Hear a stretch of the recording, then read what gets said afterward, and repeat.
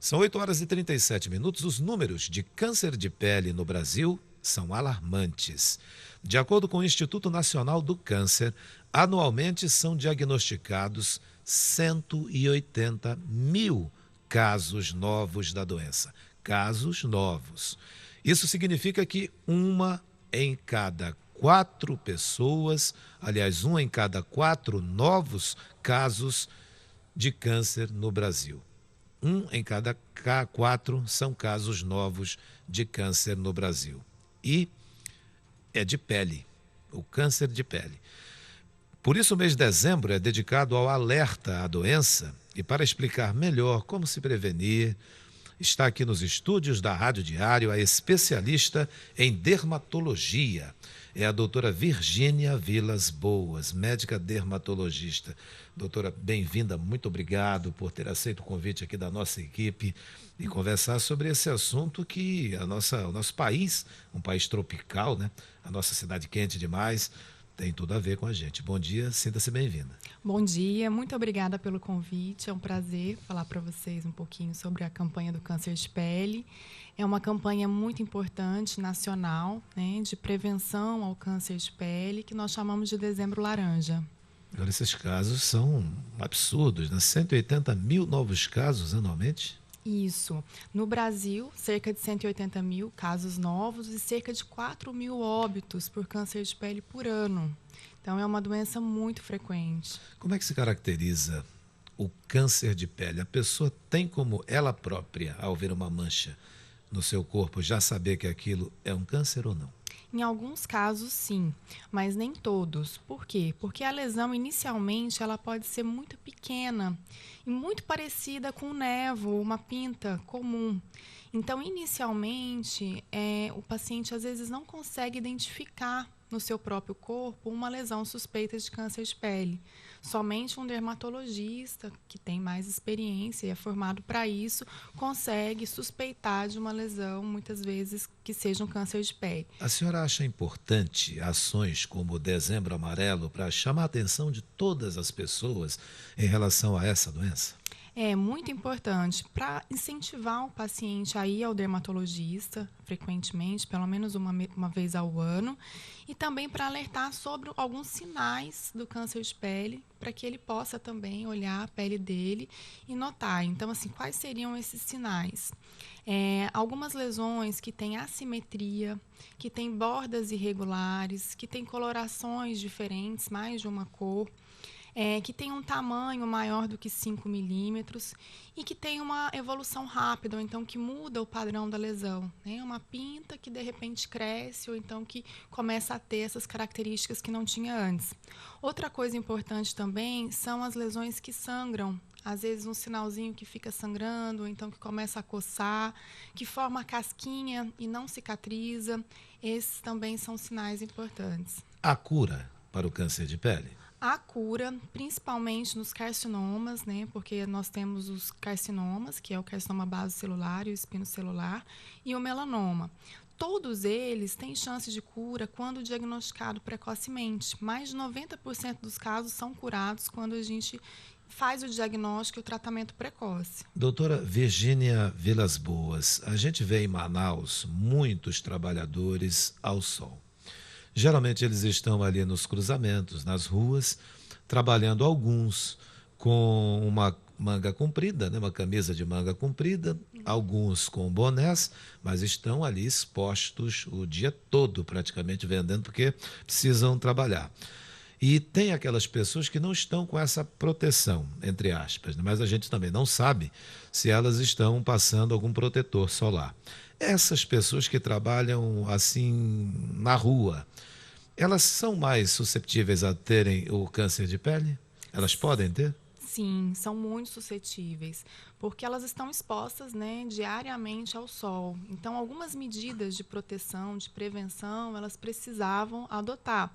A principal é o uso do filtro solar, né? Então, usar um filtro solar igual ou maior que 30, aplicar uma quantidade generosa do produto, né, que cubra toda a área exposta, reaplicar ao longo de 2 horas, isso é muito importante. Então, ter o hábito de aplicar de manhã, cerca de 30 minutos antes de sair de casa e reaplicar ao longo do dia, de 2 em 2 horas, se ele for ter essa exposição. Além disso, né, usar chapéu de abas largas, de preferência que a sombra faça até o queixo. Né? Hoje o jovem usa o chapéu, o boné, aliás, com aquela viseira lá para trás, né? Não, Ali não está protegendo nada, né? E assim, o boné, ele não faz a sombra até o final do rosto. Geralmente ele pega até a altura do nariz. Então, não seria recomendado para as pessoas que ficam diariamente expostas ao sol. Quando chega o período do sol aqui em Manaus, que a gente está no inverno, quando chega o período do sol, a gente nota a meninada brincando de papagaio de papel. E é na rua o tempo todo. É de manhã, é à tarde. Se bobear, está levantando papagaio à noite. E será que os pais passam protetor nas crianças? Porque a gente acha que não. Nem sabe se a criança está na rua no sol com a cara para o sol olhando para cima. Geralmente não passa. O que acontece? A criança, ela está exposta ao sol com frequência na escola, né? Nessas brincadeiras, na rua.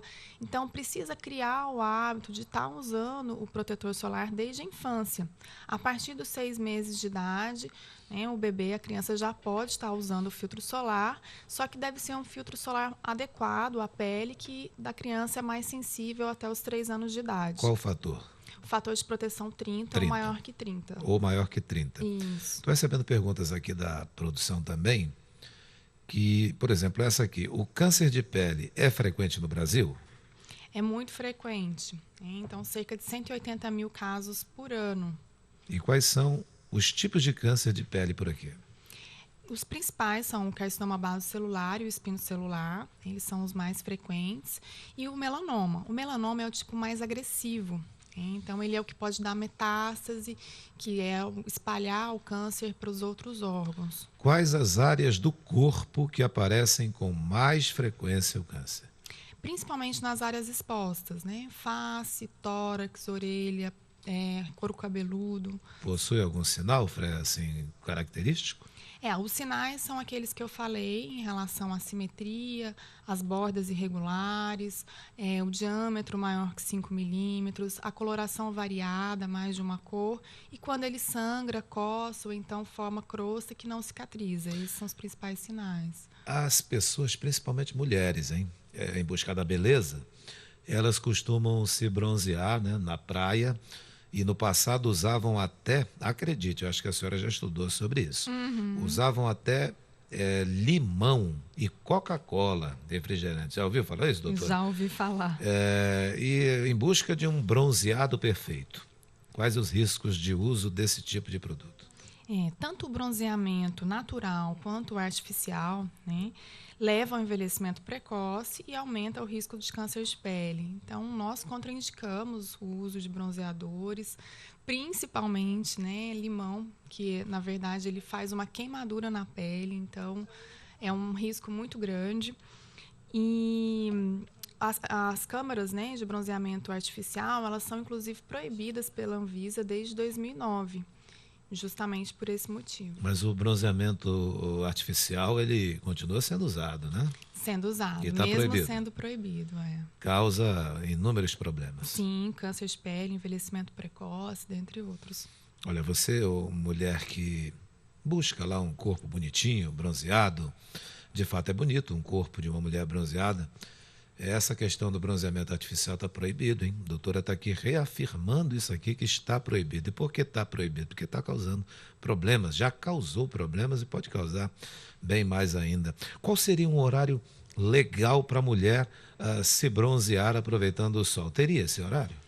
Na verdade, como a gente não recomenda o bronzeamento... De hipótese nenhuma?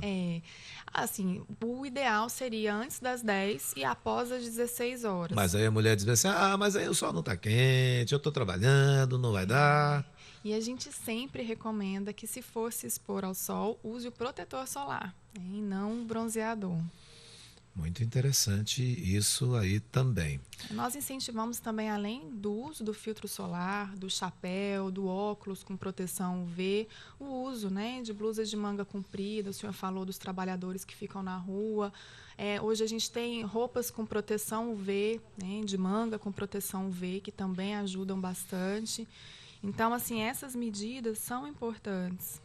Ó, chegou aqui uma pergunta de um ouvinte que está dizendo assim: sol é vitamina D? É, né?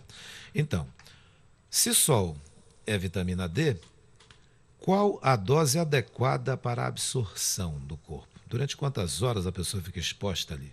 Eu sei que crianças, quando nascem, estão com a pele um pouco amarelada. O próprio médico da criança lá, ele diz para a pessoa pegar um solzinho de manhã com a criança e no fim da tarde também. E o adulto? Em relação à absorção da vitamina D, o sol é importante sim, mas cerca de 10 minutos por dia, com uma área só exposta, por exemplo, as mãos, já é suficiente para o paciente ter a absorção da Não vitamina D. precisa o corpo todo exposto ali. Não, Mas não as mãos, a senhora fala a precisa. parte de dentro, a palma da mão, ou a de cima aqui? O dorso da mão, ou assim o pé, a perna, assim uma área do corpo, sendo que a 70% da absorção da radiação UV que nós temos ao longo da vida não ocorre na exposição de praia ou piscina, como as pessoas pensam. Ela ocorre durante o dia a dia. Então, esse sol que a gente pega quando a gente está andando na rua, quando a gente está no carro, que a gente também pega sol, né? Quando a gente entra e sai de um local. Então, essa exposição ela já existe para a maioria das pessoas. Então, assim, se o paciente não tem esse tipo de exposição diária, corriqueira, que ele também está absorvendo, né, a radiação UV, embora ele não perceba, ele pode também suplementar a vitamina D. Então, usar a vitamina D, um comprimido de vitamina D por semana para ter essa vitamina, né, nos níveis adequados. Virgínia Vilas Boas, médica dermatologista, falando sobre o dezembro laranja em combate ao câncer de pele. Muito obrigado pela presença aqui na Rádio Diário. Obrigada a vocês. Bom dia. Bom dia.